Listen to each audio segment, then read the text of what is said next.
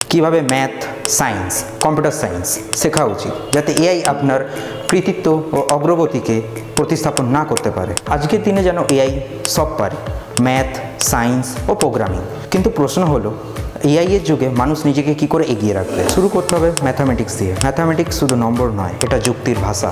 AI যতই হিসাব করুক, তুমি যদি এআই এর লজিক ধরতে না পারো, তাহলে তুমি শুধু বাটন প্রেস করার লোক হয়ে যাবে। তাই ম্যাথামেটিক্স শেখো ধাপে ধাপে, নিজের হাতে কষে ও নিজের ভুল নিজে ধরে।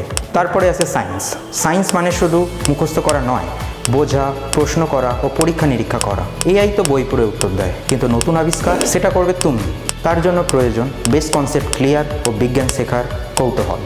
আজকের যুগে সবাই প্রোগ্রামিং শেখে, কিন্তু কজন লজিক তৈরি করতে পারে? এআই এখন কোড লিখতে পারে, কিন্তু সমস্যা সমাধানের কৌশল, ডেটা স্ট্রাকচার, অ্যালগোরিদমের ব্যাখ্যা এসব শেখা মানে এআই এর ওপরে নয়, এআই এর পাশে দাঁড়ানো।